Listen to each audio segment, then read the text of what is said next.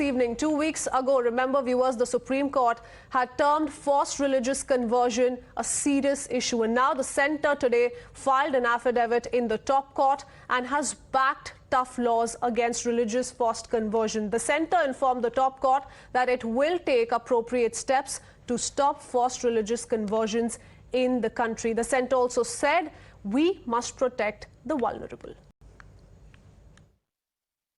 धर्मांतरण एक राष्ट्रीय समस्या है, इसलिए इसके लिए केंद्रीय स्तर पे कानून बनाना बहुत जरूरी है। या तो केंद्र सरकार पार्लियामेंट में एक अलग से कानून बनाए, नहीं तो इंडियन पिनल कोड का जो चैप्टर 15 है, chapter 15 offence relating to religion, उसको अमेंड करे, उसमें 2 नई धारा जोड़े। जब तक विदेशी फंडिंग नहीं रुकेगी, हवाला की फंडिंग नहीं रुकेगी, एफसीआरए की फंडिंग नहीं रुकेगी और धर्मांतरण कराने वालों की 100% प्रॉपर्टी जब्त करने और 10 से 20 साल की सजा देने के लिए कानून नहीं बनेगा, तब तक धर्मांतरण नहीं रुकेगा। इसलिए मेरा सरकार से निवेदन है कि जितने जल्दी हो सके या तो पार्लियामेंट के आने वाले सेशन में एक नया एंटी कन्वर्जन लॉ ले आके 10 से 20 साल की सजा देने और 100% प्रॉपर्टी जब्त करने का कानून बनाए। अदरवाइज इंडियन पिनल कोड का chapter 15 offence relating to religion जो है उसको अमेंड करें। And ever since the centre submitted an affidavit in the top court, several reactions have been coming in. It's also triggered a debate, but the BJP batting for anti-conversion law. In fact, a Karnataka minister has reacted in the favour, calling it a very progressive bill. Listen in. We are talking about the religious freedom bill, the freedom to choose his faith. But taking advantage of the helplessness of an individual, inducement, and advantage of a person should not be allowed. So we are very clear about it. So we wanted to ensure that the conversion should not become a mode of, taking advantage, increasing the numbers, trying to create more and more problems. So probably in this direction, we wanted to be very fair and free with regard to the conversion. We took a very clear stand. Probably this is a very progressive bill which has been appreciated, accepted by even government of India. It's a good thing. Well, several opposition reactions have also been coming in. Opposition, at least some in the opposition so far, linking it to the polls, saying that the BJP is trying to divert the issue by raking up alleged forced conversions. जो forceful conversion की बात BJP RSS करती है, कोई और तो भारत में करता नहीं है।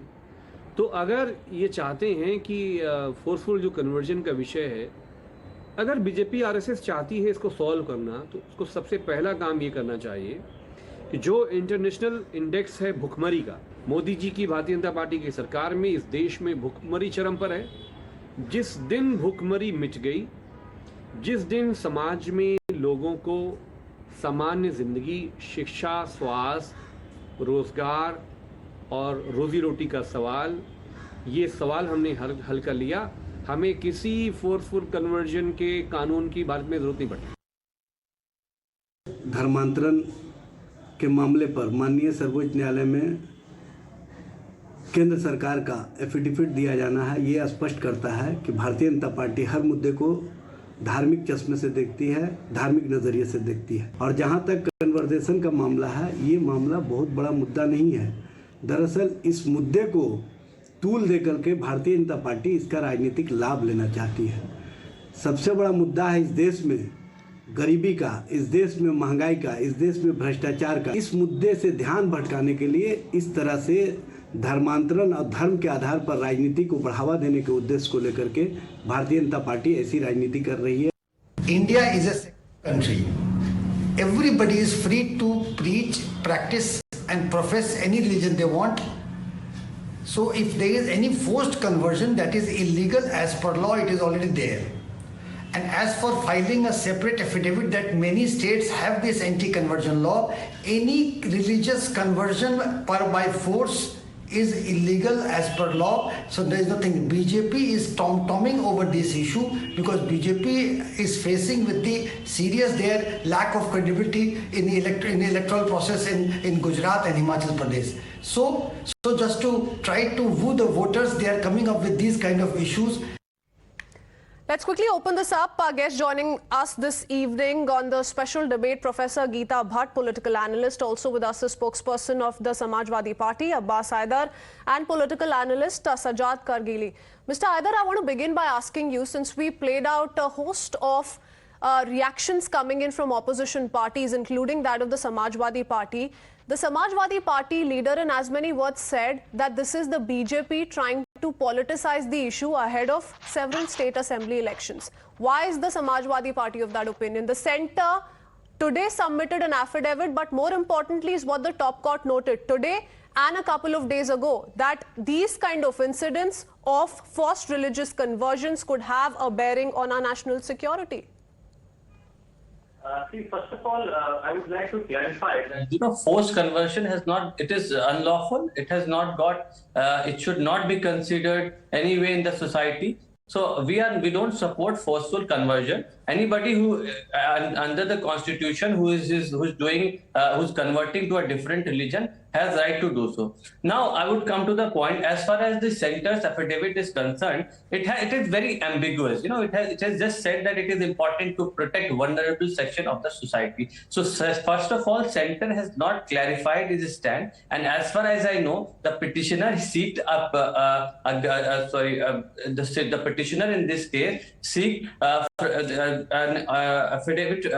The petitioner has seeked from the Supreme Court that the Law Commission should come up with a report on this issue, which the Supreme Court has not given direction as of now. So first of all, centre should clarify its stand on this issue, because as far as I know, this is a state subject. This is law and order comes under the state government. So first of all, I think religious conversion has not got any place in the society. But yes, if there is any illegal religious conversion, it should be boycotted in the society as well as. So firstly, in its affidavit today, the centre also stated that 9 states over the course of the years have passed enactments seeking to curb this practice.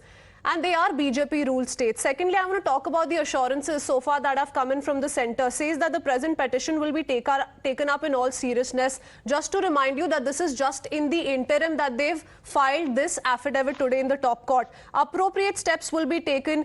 We're cognizant of the menace. Centre reserves liberty to file further detailed affidavit. Enactments to curb menace of illegal conversion upheld by the top court. This is what has been maintained in the affidavit that has been submitted. You're saying it's inadequate. Professor Geeta Bhatt, is it inadequate? Because the centre says we'll come up with more. Hold on for a detailed one.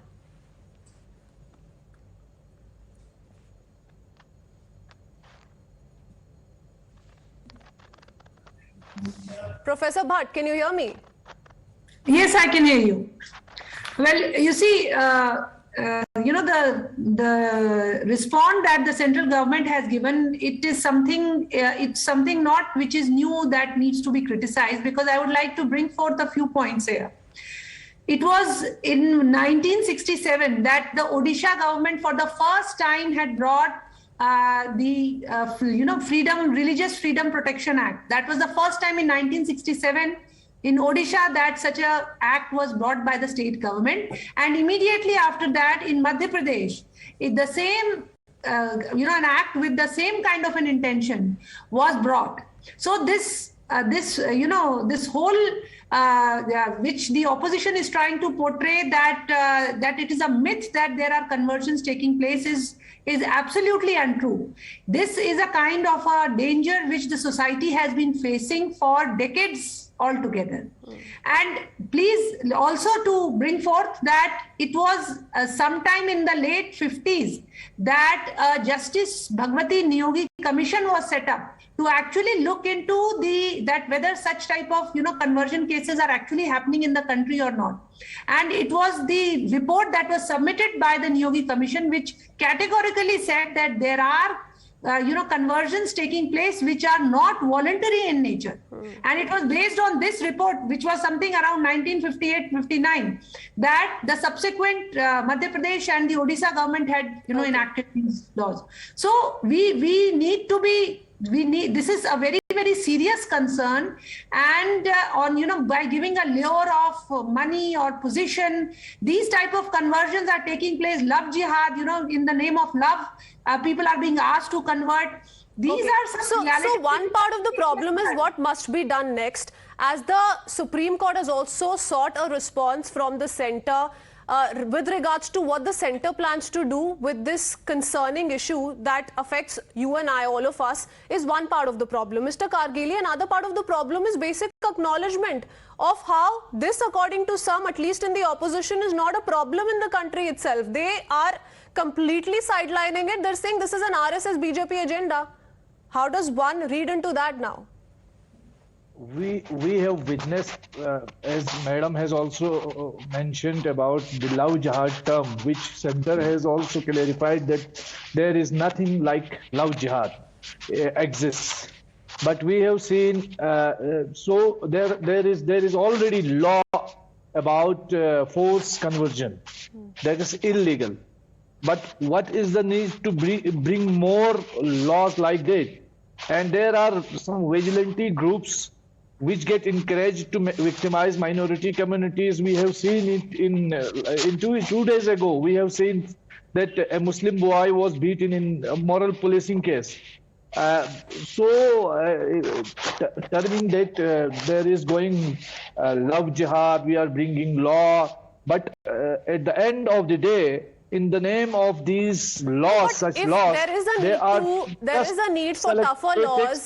There is a need for tougher laws to stop this practice. Then what is the problem with that? Because these instances are repeating themselves, not just in one part of the country, in several parts of the country. We have already seen such laws. But there is a denial. One section of the country is living in constant denial, Mr. Kargili, that this is a truth today that you and I must face. Selectively, the laws have been implemented selectively.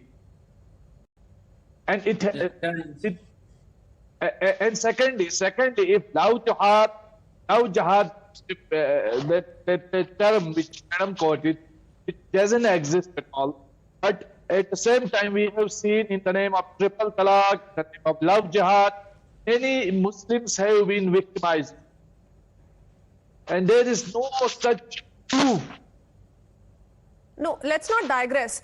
Mr. Haidar, that's the problem. You know, every time we speak of how there is perhaps a need for a tougher law, stricter law to stop this practice, what we do here often politicians resort to is that this is an RSS agenda, that the RSS is responsible for such conversions, that if you're converting someone or if someone is choosing another religion, it's not at the behest of a sword being kept on their neck. Why do we see these kind of narratives immediately pick up? First of all, this plea is filed by a BJP leader, and the plea has clearly said that deceitful and fraudulent religious conversion has created a menace in the country, and the central government has failed to control this menace. Now, this is what the plea has said, which is filed by a Bharatiya Janata Party leader. Now, I would like to know from the union government that are they going to frame a law? Is there a draft that they have made as of now to form a law against illegal religious conversion around the country, if it is happening? Now the thing is, really, illegal religious conversion, I think it should not be done. It is totally unlawful, and nobody will support forceful religious conversion. But then why is the Samajwadi spokesperson, Mr. Jamai, saying that if the BJP wants to get away with this problem, it must instead focus on other issues which are important? Why should we not talk about this issue today? I think those Why issues is it are being more linked important. To the elections, in your understanding, in your party's understanding? India is falling every day in the global hunger index. It is now 101 from 92 to 101 in just 1 year. So I think these issues must be focused. This should not be just a tactic to divert public attention from more pressing issues. This is what we are focused, and we should. So first of all, this is not a political issue. It has got nothing to do with any political party. This is a social issue, and if it is happening forcefully, I think it should be condemned by every political party as well as the society, and such people who are involved in such activities should be boycotted. This is what I have to say. Now, the problem here is, Bharatiya Janata Party, the BJP, they just try to politicize this. In the affidavit, they have clearly said that it is a state subject. So it is, one thing is very clear, that they are not going to come up with any law on this. So I don't think there's a point of any debate then. First and second thing, the petitioner, who's a BJP leader, has asked for a direction from the Supreme Court. From the Supreme Court to the Law Commission to come up with a report. And as far as I remember, in 2010, when Veerappa Moily was the law minister, the Law Commission came up with a report on this issue. Does the Bharatiya Janata Party government in past years implemented any of the point of that report? So these are the relevant questions which BJP should answer. But Bharatiya Janata Party spokesperson is not on any of the panel or any of the news channels. So because they don't want to respond to these questions, they just want to hide behind curtains and they don't want to tell about their stand. Well, law and order is a state subject, Mr. Haidar, and in that sense, it is upon the state governments to decide and take a call if they may wish to do so. So that's what has been referred to by the centre as well. But my question to you is, if the centre tomorrow proposes a universal law against religious forced conversions, will you back it? That's my simple question to you. No, we'll see the draft. What is in the draft? It is as per the law, it is against the law. Only then we can tell you. So you're asking questions to the BJP, to the central government, wherein you're yourself taking two positions. A, you're talking about why is the affidavit not clearly stating what the agenda of the centre is with regards to this issue. And B, you're talking about, and your party men are talking about how other issues like unemployment, education, etc. must be focused upon, which according to them will result in eradication of this problem. That's the take of Samajwadi Party. If you will look at the BJP Union government affidavit, they are just motherhood statement, nothing more than that. They have not cleared their stand. Okay. Ms. Geeta Bhatt, how do you read into these allegations that the centre has not cleared its stand, it's not taken a clear position so far, this is just lip service? Well, I think they are going to come out, the first response to what the Supreme Court had asked them, the centre has responded to that, but clearly we have seen that the states have been, wherever there have been governments who have felt that it is their responsibility that every citizen should have that protection, that nobody is able to, force the religious practices that they are, that they want to endorse or that they want to, pursue. That is something which the governments time and again have been doing. In Himachal Pradesh, for example, in 2006, when the Religious Conversion Act had come, that time it was the Congress government which was in power when it was enforced, and it was then some amendments were brought, and those amendments was brought by the government of the day was when it was BJP, which was in the year 2019-20. Okay. So time and again there are those governments and there are many governments who have these kind of laws. In Gujarat this law is there, in Madhya Pradesh this law is there. There are many state governments, because per se this being a state subject, the state has to take that onus. But here in this particular context, it is when the petition has gone to the Supreme Court has asked that what is the viewpoint of the centre about it, and they have clearly stated that this is something which needs to be taken seriously. Okay. Well, first, religious conversions are dangerous. They affect the security of the nation. That's what was noted by the top court. The centre today has filed an affidavit, though the Supreme Court urged the union government to step in, apprise the court of measures being taken to prevent such occurrences. There's a list that the Supreme Court has now, that the centre has now revealed via this affidavit, has of course said that it reserves liberty to file further detailed affidavits. So let's see how this plays out. The war of words of course continues. Whatever has been said by the centre so far is not enough for some in the opposition. We'll have to leave it at that. Thank you, gentlemen, and Ms. Bhatt for joining us on this debate. We head into a very quick break.